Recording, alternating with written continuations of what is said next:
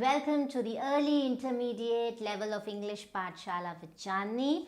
So now today what we are going to talk about is the prepositional phrases. So it is quite English grammar jargon, but simply put, sometimes we get we tend to use an inappropriate preposition after a verb, noun or a pronoun while speaking, or even if when we are writing, right? So let us begin right away.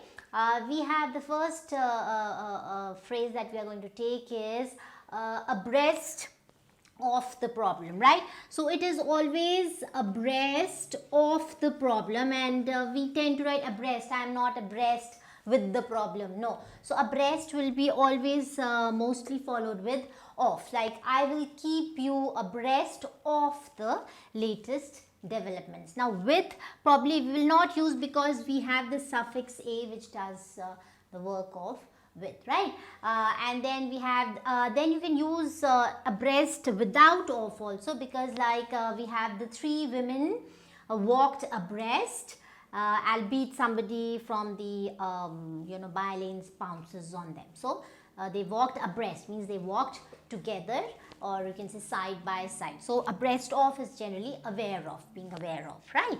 Okay. Now second is we say that we followed in her footsteps. Sometimes we kind of mistake it for followed her footsteps. So it is always followed in her footsteps. So when you are using it as a phrase, right? So followed in her footsteps, right? Then we have at the grassroots. Can I have the duster, please? At the grassroots. So that is again generally sometimes we tend to say at the grassroots. So it is never at the grassroots.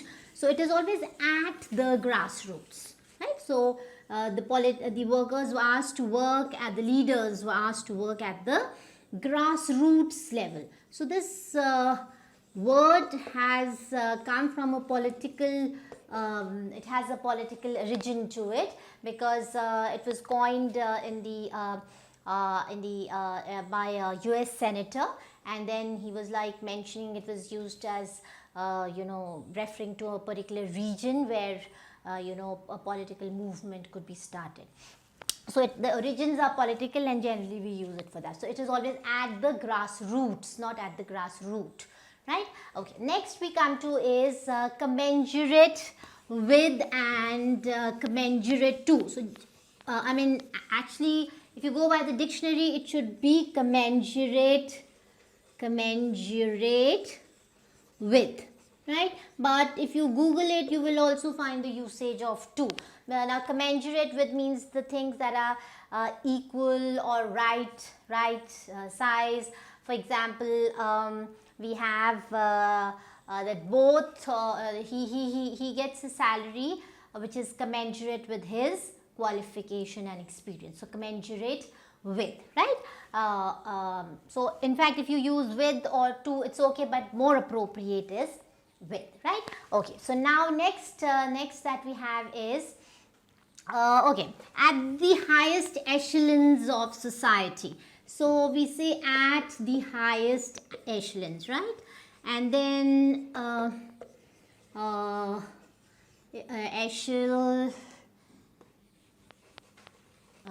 got that wrong. Echelons, okay.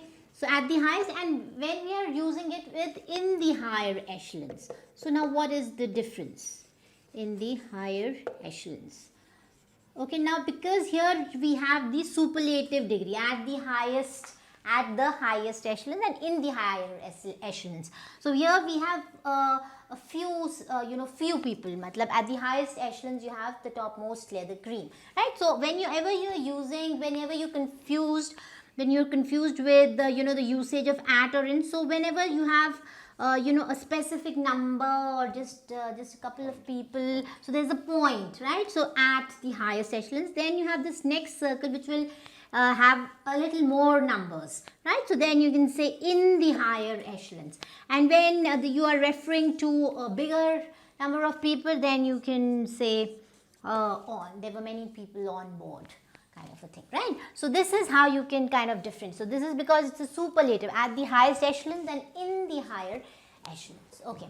Then we have estranged. So she has been estranged from her husband. So estranged itself means you have differences.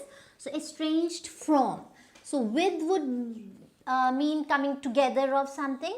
But if you're using estranged, so it is estranged from. So in the last few months, he has been estranged from his wife. But if you say that he has estranged relationship with his wife, so then you are not using. He has an estranged relationship with his wife. So estranged is an adjective here, so you don't need to. Estranged relationship, then you don't need to use from.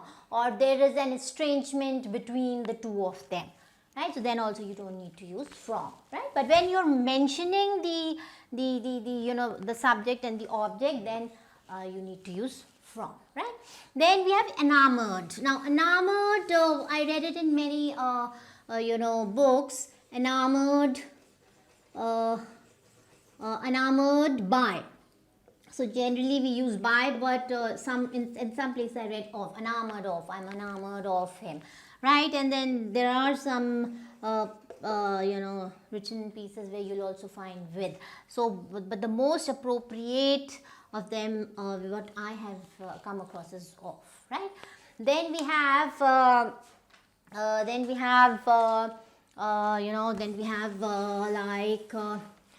you have remonstrating. Right. So remonstrating would always be followed by a with. So you remonstrate with something. That means kind of you complain.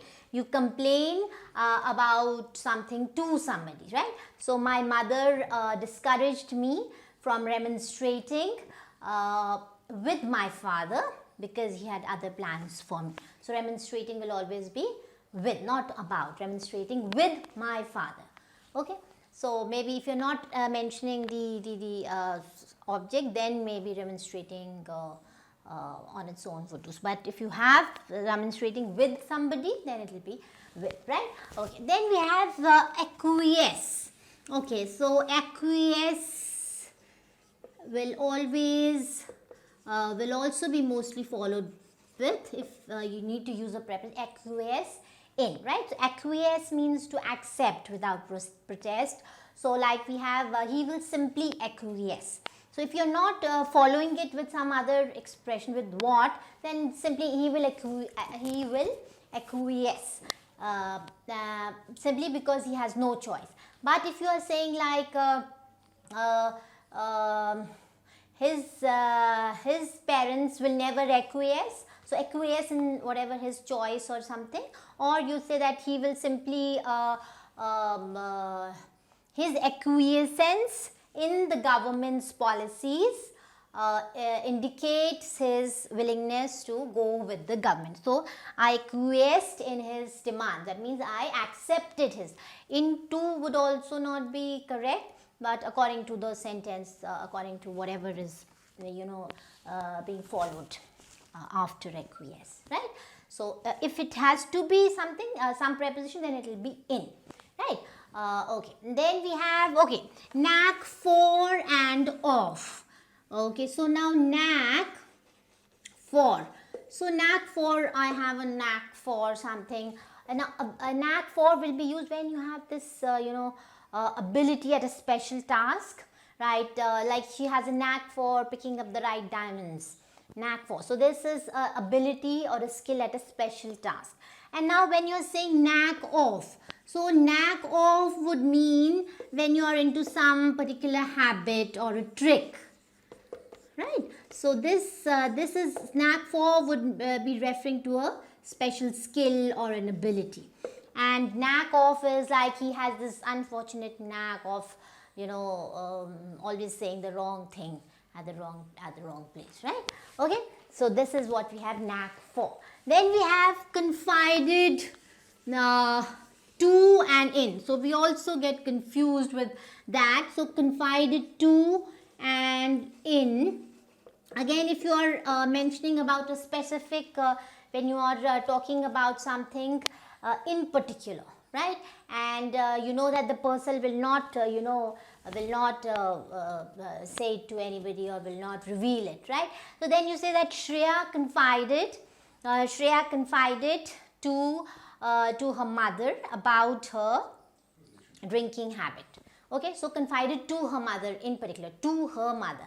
And if you say that he confides in his wife on money matters, so confide in and confide to. So in is something general, and if you have the person whom you are confiding to, then confided to, right? Otherwise it is confided in. So when it is a general thing, and confided to means when you have something in particular. So he confides in his wife on money matters, or on any kind of a money matter probably. Okay, then we have on par and at par. So here also we have a lot of confusion. It is always on a par, but if you're like casually saying it, or you need it for a headline or something, so on par would also do, right? But it is never at par. At par would be correct if you're using it particularly for golf, because this is a term which is associated with golf, like he made par on the 9th hole. So this is a term that was associated with golf. Then you can use it at par, or you can say that his singing is on a par with professional singers. Then his grades were below par. So now below par, so you're not using any of the prepositions. So you say his grades were below par, below what was expected of him, right? Okay. Then next we come to is we have avail. Okay, avail is like when we say that mostly we find it in these the advertisements shouting out avail the discount. Now avail is always used like avail somebody, when somebody avails somebody of something, right? So I availed myself of the discount. I availed myself of the discount at the departmental store, right? So which means that you always use avail, myself, herself, or these personal pronouns. He should avail himself of something. So avail will always be followed by a pronoun, myself, himself, ourselves. Avail himself of the, and then you have that was of no avail. Sometimes we uses that as in this form as well. My earnest request was of no avail. So then of no avail. So this is a kind of a phrase we use. So here you don't need to mention of no avail to myself, but if you're mentioning avail when you're availing somebody of something. Okay. Then we have a keen. A keen will always be followed by a keen to. Okay, so a keen to is my problem is a keen to yours. So it will never be a keen with, right? Again, we have the suffix a, so I think that is the reason that we don't use with. So a keen to. My problem is a keen to yours, or my condition at this point is akin to that of a beggar, and then you have that cat. The cat and the tiger are closely akin. That means they are closely related. Then you don't use akin to. So right. So then you might, then the construction of the sentence has to be like this, that the cat is akin to the tiger, but if you're using the cat and the tiger are akin, so that would suffice. Okay. Then we have objective of and objective to. So now this depends on the construction of the sentence again. So objective of would mean when you are giving a reason, right? So when you're giving a reason, for example, both sides agreed to talk with the objective of restoring peace, right? So both the sides agreed to talk with the objective of. Right, so you're giving a reason with the objective of, and my objective is to reach Delhi as soon as possible. So now here we are saying here it would mean my aim you know, or you have that the company's objective is to, you know, blah, blah, blah. So then here my objective is to, but then if you're saying it with the objective of, so if you're mentioning the objective, so then with the objective of, right? Okay, then we have another usage of love for and love of. So I came across this usage, love of. So this is like his love of horses drew him to polo. So his love of horses. So when here I think because it is a verb, so love of horses, right? And I have nothing but love for him. So love of him would mean something different. So I have nothing but love for him. So here this is being used as an abstract noun, and so probably that is why we are using this construction. So I have nothing but love for him, but his love of horses. So which means that his fondness for, but we say that love of, fondness for or love of horses, you know, pulled him to polos, right? So these were a few words that I came across, and so I thought that I should share it with you. So please subscribe to the channel, press the icon, the bell icon, and don't forget to like, share and comment. Thanks for watching.